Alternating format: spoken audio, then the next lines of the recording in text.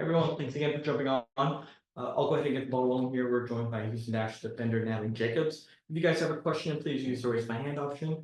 Natalie, back at home here on Friday, hosting Gotham FC. How's the team navigating preparations for that match? Yeah, we're excited.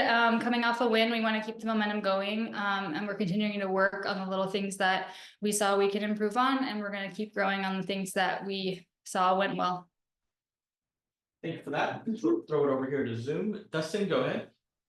Hey Natalie, how are you? Hi, good. How are you?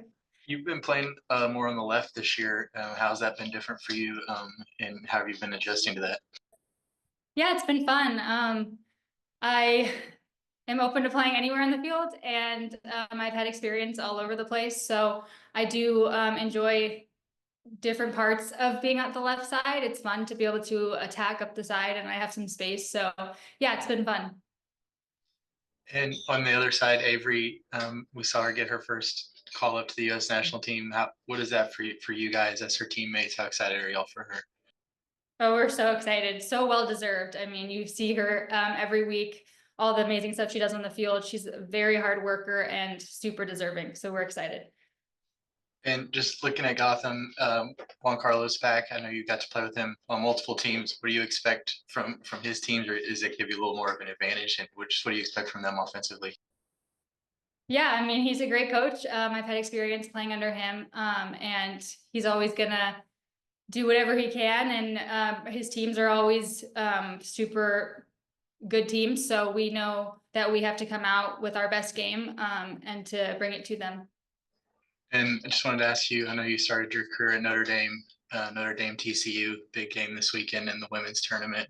You have some teammates that went to both schools. So you guys have a little bit of a rivalry going on in the locker room. Oh yeah, we're gonna have to watch that one. We definitely do. So it's exciting. Thanks, Natalie. Thank you. Theo, go ahead. Hey Natalie, how you doing? Hi, good. How are you?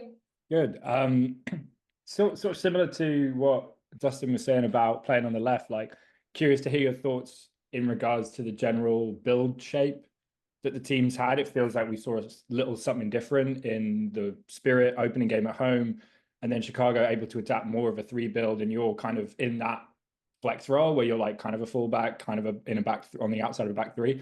So just tell me about how your experience of adapting that, and maybe like what Fab is saying in terms of having multiple looks. Yeah, I mean, it's been super fluid. That's a thing that we've all really liked about the way that we're trying to play. It's all about reading what the other team is giving us in that time and having a shape that can adapt to that. I think is super positive and exciting to do, because each day it can change whenever we need it to change and based on what we need in that specific game. So that's been kind of fun and exciting and dynamic to change that shape, whatever the game is giving us at that time. He spoke very highly last week of Avery, who, spoke to the media about how she can play multiple positions. Do you feel like you're kind of in the same boat where you could be left side, right side, back three, back four, midfield, who knows? Yeah, I could play anywhere. Maybe not goalkeeper, but other than that, yeah, anywhere. I've had experience all over the field, and I enjoy every position in a different way. So yeah, I'm flexible wherever I need to be. Last thing I wanted to hear about was the 3 goals you've conceded so far were probably all from, I guess Page's one on the weekend was more of an error. The first 2 were more like lack of concentration. In a way, is that almost like a positive that like all the goals are quite easily diagnosable? Like what's the vibe around camp in terms of like, okay, we dropped off for 3 moments, we got punished, but like if we cut that out, right, like what is the ceiling here?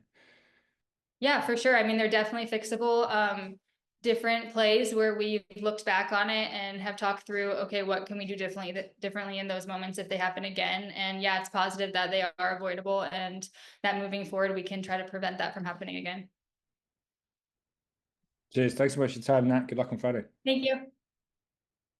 Anything else for Natalie before we wrap up here?